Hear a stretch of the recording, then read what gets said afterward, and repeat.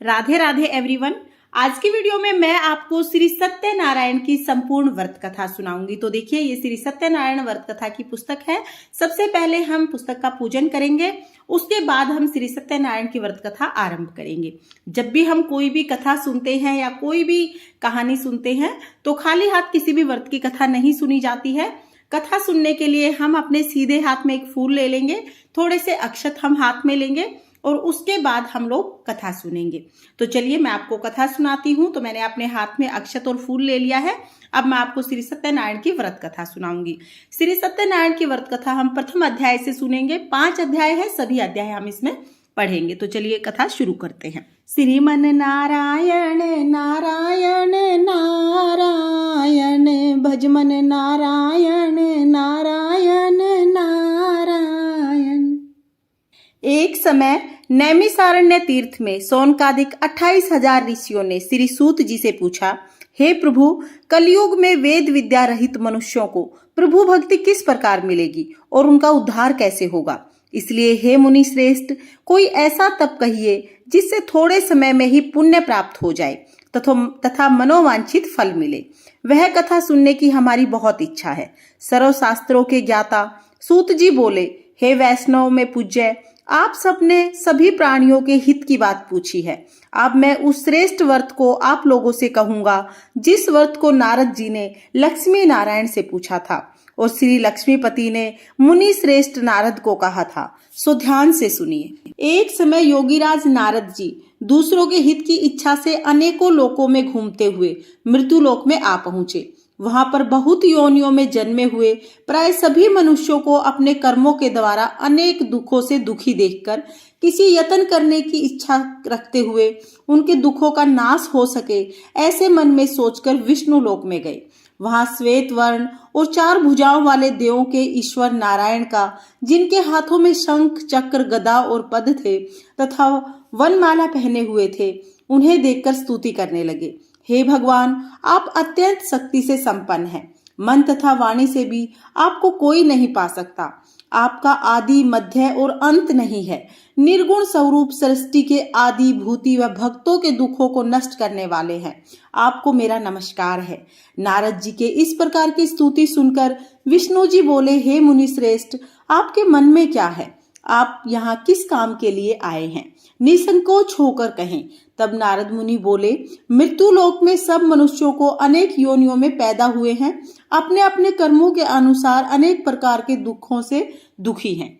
हे नाथ, मुझ पर दया रखते हो तो बताएं कि उन मनुष्यों के सब दुख थोड़े से ही प्रयत्न से कैसे दूर हो सकते हैं। श्री भगवान जी बोले, हे नारद, मनुष्यों की भलाई के लिए तूने यह बहुत अच्छी बात पूछी है। जिस काम के करने से मनुष्य मोह से छूट जाता है वह मैं आपको कहता हूँ, सुनो। बहुत पुण्य फल देने वाला स्वर्ग तथा मृत्यु लोक दोनों में दुर्लभ एक ही व्रत है। आज मैं प्रेमवश होकर तुम्हें वह कहता हूँ। सत्यनारायण जी का व्रत अच्छी तरह से विधान पूर्वक करके मनुष्य तुरंत ही यहाँ सुख भोग कर मरने के बाद मोक्ष को प्राप्त करता है। श्री भगवान के वचन सुनकर नारद मुनि बोले कि व्रत का फल क्या है, क्या विधान है और किसने इस व्रत को किया और किस दिन यह व्रत किया जाता है, विस्तार से कहो। भगवान बोले, दुख शोक आदि को दूर करने वाला, धन धान्य को बढ़ाने वाला, सौभाग्य तथा संतान देने वाला, सब स्थानों पर विजय करने वाला, भक्ति तथा श्रद्धा के साथ किसी भी दिन मनुष्य सत्यनारायण भगवान की शाम के समय ब्राह्मणों और बंधुओं के साथ धर्मपरायण होकर पूजा करे। भक्ति भाव से सवाया दे नैवेद्य, केले का फल, घी, दूध और गेहूं का चूर्ण लेवे। गेहूं के अभाव में साठी का चूर्ण, शक्कर तथा गुड़ ले। सब चीजें जमा करे, सवाय पर समर्पण करे तथा बंधुओं सहित भोजन करावे। भक्ति के साथ स्वयं भी भोजन करे। नृत्य गीत आदि का आचरण कर सत्यनारायण भगवान को समर्पण कर समस्त समय व्यतीत करे। इस तरह का व्रत करने से मनुष्य की इच्छाएं पूर्ण होती हैं। विशेष कलयुग में भूमि पर यही मोक्ष का सरल उपाय है। इति श्री सत्यनारायण व्रत कथा प्रथम अध्याय समाप्तम।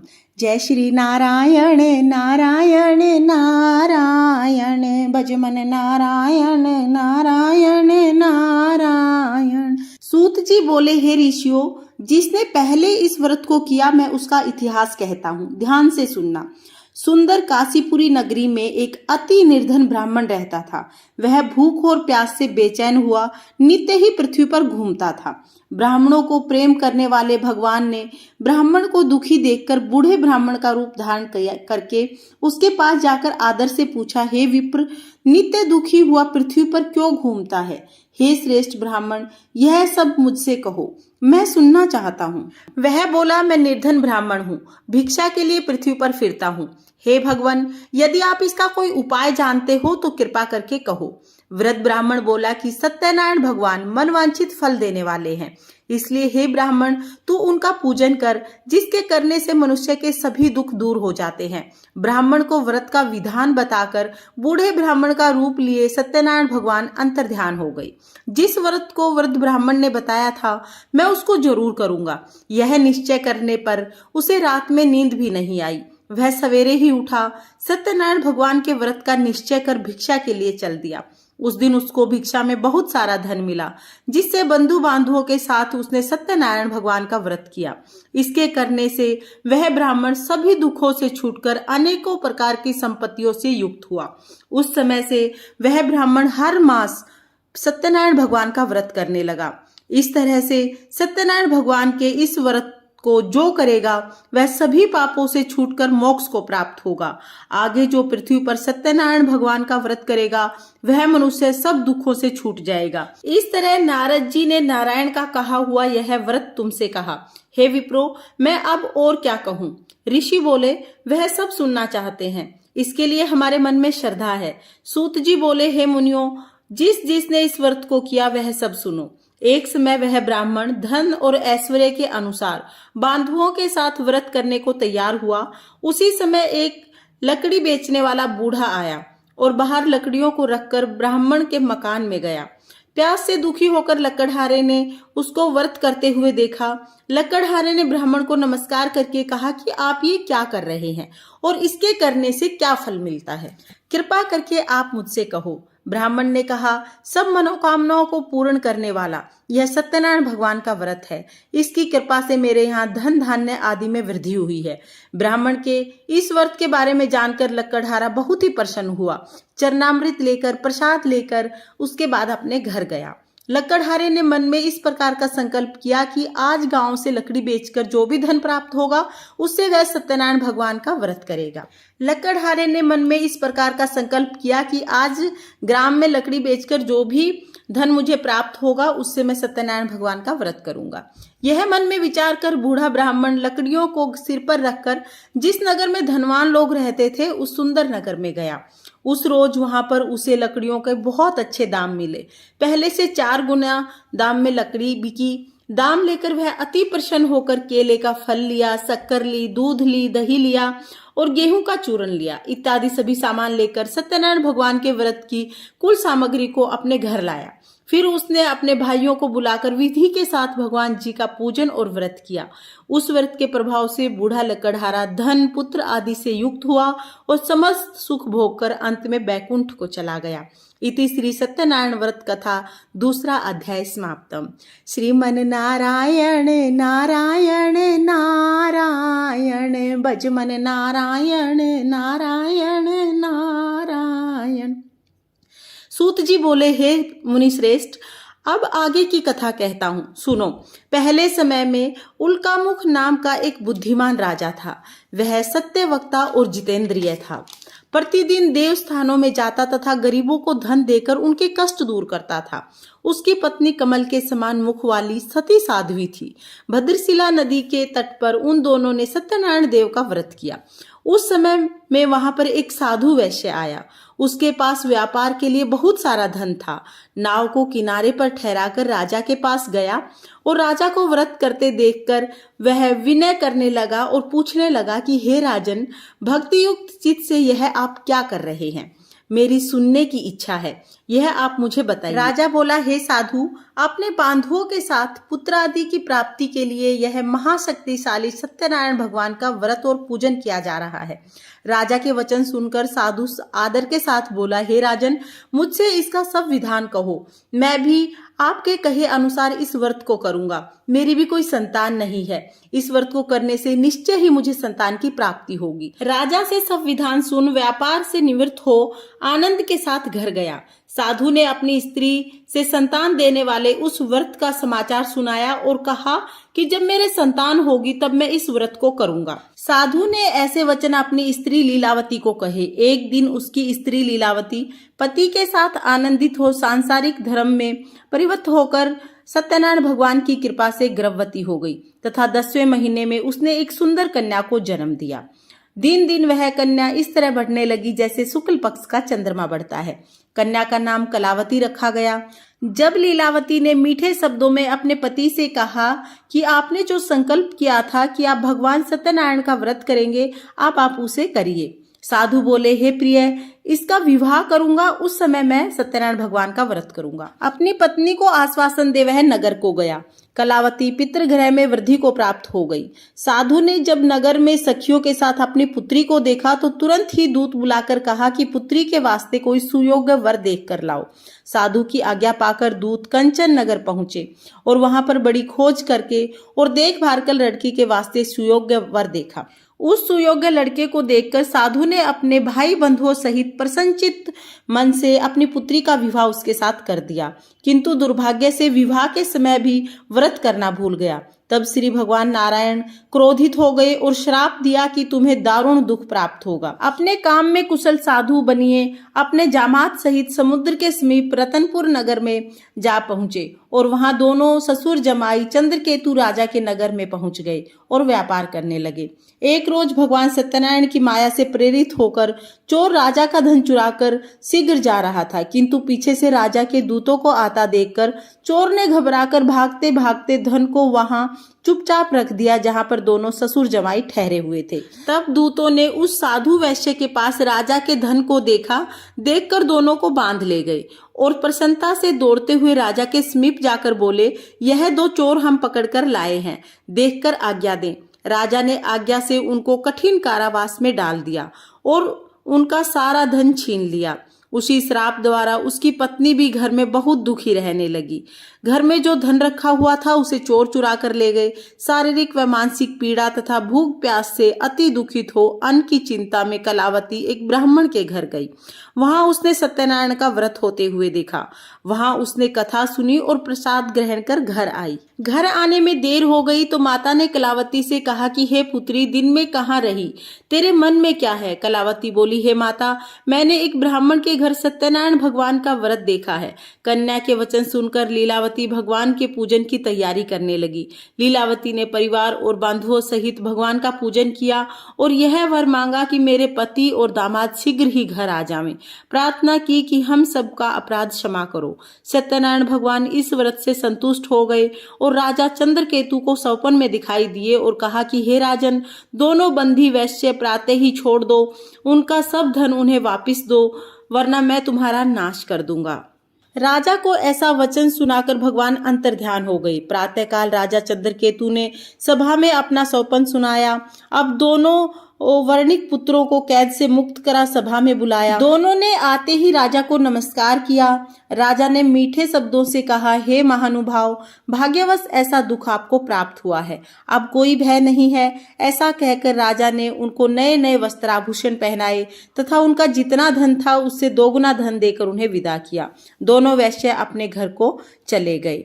इति श्री 3य अध्याय समाप्तम। श्रीमन नारायण नारायण नारायण, भजमन नारायण नारायण नारायण। सूत जी बोले, वैश्य ने मंगलाचार करके यात्रा आरंभ की और अपने नगर की ओर चला। उसके थोड़ी दूर पहुंचने पर ही दंडी वेशधारी सत्यनारायण भगवान ने उनसे पूछा, हे साधु, तेरी नाव में क्या है? अभिमानी वर्णिक हंसता हुआ बोला कि हे दंडी, आप क्यों पूछते हो? क्या धन लेने की इच्छा है? मेरी नाव में तो बेल पत्र भरे हुए हैं। वैश्य का कठोर वचन सुनकर भगवान ने कहा कि तुम्हारे वचन सत्य हो जाए। ऐसा कहकर दंडी वहां से चले गए और कुछ दूर जाकर समुद्र के किनारे बैठ गए। दंडी के जाने पर वैश्य नित्य क्रिया करने के बाद जब नाव में पहुंचा तो उसने देखा कि नाव बहुत ऊपर उठ गई है। नाव में बेलपत्र भरे पड़े हैं। अब उसका सारा धन बेलपत्र में बदल गया है। यह देखकर वह मूर्छित होकर जमीन पर जा गिरा। फिर मूर्छा खुलने पर शोक करने लगा। तब उसका दामाद बोला कि आप शोक ना करो, यह दंडी का श्राप है, अतः उसकी शरण में चलना चाहिए, तभी हमारी मनोकामना पूर्ण होगी। दामाद के वचन सुन वह दंडी के पास पहुंचा। अत्यंत भक्ति भाव से नमस्कार करके बोला, मैंने जो आपसे असत्य वचन कहे थे उनको क्षमा करो। ऐसा कहकर महान शोकाकुल हो रोने लगा। तब दंडी भगवान बोले, हे वर्णिक पुत्र, मेरी आज्ञा से बार बार तुम्हें दुख प्राप्त हुआ है। मैं तेरी पूजा से विमुख हुआ हूँ। साधु बोला, हे भगवान, आपकी माया से मोहित हो ब्राह्मण आदि भी आपके रूप को नहीं जान सकते। मैं अज्ञानी कैसे पहचान सकता हूँ? आप प्रसन्न हो जाएं, मैं सामर्थ्य के अनुसार आपकी पूजा करूंगा। मेरी रक्षा करो और पहले के समान नौका में धन भर दो। उसकी भक्ति युक्त वचन सुनकर भगवान प्रसन्न हो गए। उसकी इच्छा अनुसार वर देकर अंतर्ध्यान हो गए। तब उन्होंने नाव में जाकर देखा तो नाव धन से परिपूर्ण थी। फिर वह भगवान सत्यदेव का पूजन कर साथियों सहित अपने नगर को चला। जब वह अपने नगर के निकट पहुंचा तब दूत को अपने घर भेजा। दूत ने साधु के घर जाकर उसकी पत्नी को नमस्कार कर कहा कि साधु अपने दामाद सहित इस नगर के समीप आ गए हैं। ऐसा सुन सती ने बड़े हर्ष के साथ सत्यदेव का पूजन कर पुत्री को कहा कि मैं अपने पति के दर्शन करके आती हूँ, तू कार्य पूर्ण करके शीघ्र आना। माता के वचन सुनकर कलावती प्रसाद छोड़कर पति के पास गई। प्रसाद की अवज्ञा करने के कारण सत्यनारायण भगवान रुष्ट हो उसके पति को नाव सहित डुबा दिया। कलावती अपने पति को न देखकर रोती हुई जमीन पर गिर गई। इस तरह नौका को डूबा हुआ तथा कन्या को रोता देख साधु दुखी हो गए। हे प्रभु, मुझसे या मेरे परिवार से कौन सी भूल हुई है, उसे क्षमा करें। उसके दीन वचन सुनकर सत्यदेव भगवान खुश हो गए और आकाशवाणी की, हे साधु, तेरी कन्या मेरे प्रसाद को छोड़कर आई है, इसलिए इसका पति अदृश्य हुआ है। यदि वह घर जाकर प्रसाद खाकर लौटे तो इसे पति अवश्य मिलेगा। आकाशवाणी से ऐसा सुनकर कलावती ने घर पहुंचकर प्रसाद खाया। फिर उसने आकर अपने पति के दर्शन किए। तब वैश्य परिवार के सब लोग बहुत प्रसन्न हुए। फिर साधु ने बंधु बांधवों सहित सत्यदेव का विधि पूर्वक पूजन किया। उस दिन से हर पूर्णिमा व हर संक्रांति को सत्यनारायण का पूजन करने लगा। फिर इस लोक में सभी सुखों को भोग कर अंत में स्वर्ग को गया। श्रीमन नारायण नारायण नारायण, भजमन नारायण नारायण नारायण। सूत जी बोले, हे ऋषियों, मैं और भी एक कथा कहता हूँ, सुनो। प्रजा पालन में लीन तुंगध्वज नाम का एक राजा था। उसने भी भगवान का प्रसाद त्याग कर दुख पाया था। एक समय वन में जाकर पशुओं को मारकर बड़ के पेड़ के नीचे आया। उसने भक्ति भाव से ग्वालों को बंधुओं सहित सत्यनारायण जी का पूजन करते हुए देखा। राजा देखकर भी अभिमानवश वहां नहीं गया और ना ही नमस्कार किया। जब ग्वालों ने भगवान का प्रसाद उनके सामने रखा तो वह प्रसाद को त्याग कर अपनी सुंदर नगरी को चला गया। वहां उसने अपना सब कुछ नष्ट पाया तो वह जान गया कि यह सब कुछ भगवान ने किया है। तब वह विश्वास कर ग्वालों के समीप गया और विधि पूर्वक पूजन कर प्रसाद खाया तो सत्यदेव की कृपा से सब पहले जैसा हो गया तथा सुख भोग करके स्वर्गलोक को गया। जो मनुष्य इस परम दुर्लभ व्रत को करेगा, भगवान की कृपा से उसे धन धान्य की प्राप्ति होगी। निर्धन धनी हो जाता है, बंधी बंधन से मुक्त होकर निर्भय हो जाता है, संतानहीनों को संतान प्राप्त होती है, सभी मनोरथ पूर्ण करके अंत में वैकुंठ धाम की प्राप्ति होती है। जिन्होंने पहले इस व्रत को किया उनके दूसरे जन्म की कथा कहता हूँ। वृद्ध स्थानंद ब्राह्मण सुदामा का जन्म लेकर मोक्ष को पा गया। उल्कामुख नाम का राजा दशरथ होकर वैकुंठ को प्राप्त हुआ। साधु नाम के वैश्य ने मोरध्वज बनकर अपने पुत्र को आरे से चीरकर मोक्ष को प्राप्त किया। महाराजा तुंगध्वज ने स्वयं होकर भगवान के भक्ति युक्त कर्म कर मोक्ष को प्राप्त किया। इति श्री सत्यनारायण व्रत कथा समाप्तम। श्रीमन नारायण नारायण नारायण, भजमन नारायण नारायण नारायण। कथा सुनने के बाद जो हमने हाथ में चावल और फूल लिया था, ये हम सत्यनारायण भगवान को समर्पित करेंगे और इस तरह से हमारी सत्यनारायण व्रत कथा पूर्ण होती है। दोस्तों, अगर आपको श्री सत्यनारायण भगवान की ये संपूर्ण व्रत कथा पसंद आई हो तो वीडियो को लाइक करना और चैनल को सब्सक्राइब करना। देखने के लिए बहुत बहुत धन्यवाद। जय श्री नारायण। राधे राधे।